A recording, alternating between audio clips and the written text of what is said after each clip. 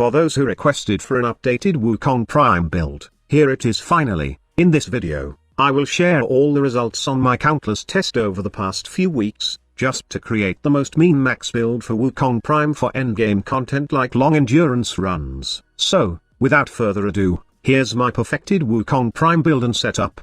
To fully grasp the changes on my Wukong Prime build and setup, let's pick up where we started, and that is on my initial build. So, this is my initial Wukong Prime build. First, let's discuss the Umbral mods. Initially, I settled for both Umbral Vitality and Umbral Fiber to give as much survivability for Wukong. I did not mind Power Strength at all, as I was to focus only on his Primal Rage augment. Well, I thought at first that Power Strength won't be a big help as Primal Rage's critical chance has a fixed max critical chance bonus, and Strength mods don't affect it. Instead, it will only affect the percentage critical chance you get per kill. However, upon further testing, I found out that it's more beneficial to add Umbral Intensify on this slot instead of Umbral Fiber, not just to increase the percentage bonus per kill of Primal Rage, but to increase the damage of Primal Fury itself. But Primal Fury is not the only ability that benefits from Strength. Celestial Twin will have increase health multiplier, while Defy will have both increase armor and damage multiplier.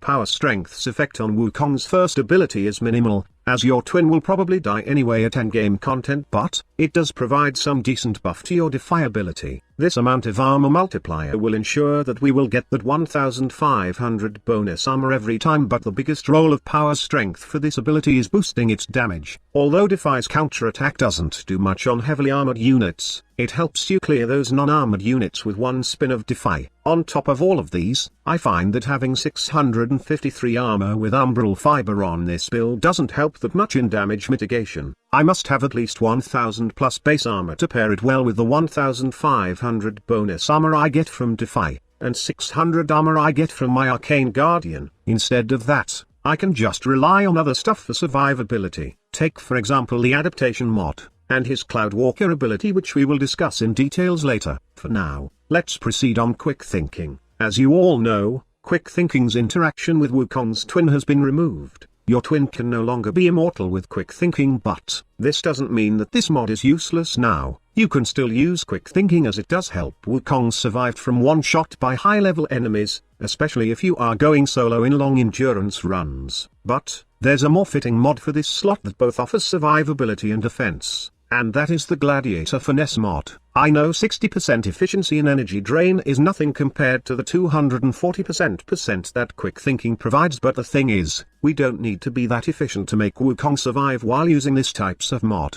The actual use of these types of mods is to serve as a safety net so we can cast our Cloudwalker and restore our lost health. Aside from survivability, it does allow our Wukong to do red crits with his Exalted Staff. When we have Gladiator Finesse on our Wukong Prime, then 3 more Gladiator mods on our Deconstructor Prime, we can gain as much as 60% more critical chance per combo multiplier. With the 47% critical chance we have on our Iron Staff, plus the 150% max bonus critical chance from our Primal Rage augment, we can ensure red crit numbers when we reach 3 times combo multiplier with our Exalted Staff.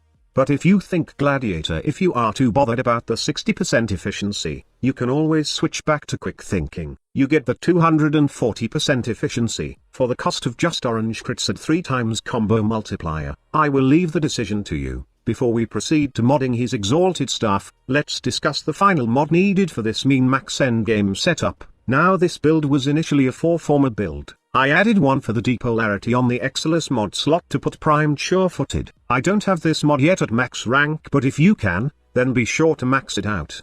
100% knockdown resistance is huge for Wukong right now, as being knocked down by higher level enemies means instant death. If you don't have primed sure-footed yet, then you can go with the regular version of this mod, or you can also add Handspring on this slot. These are just alternatives, but the most optimal mod for this slot is primed sure-footed.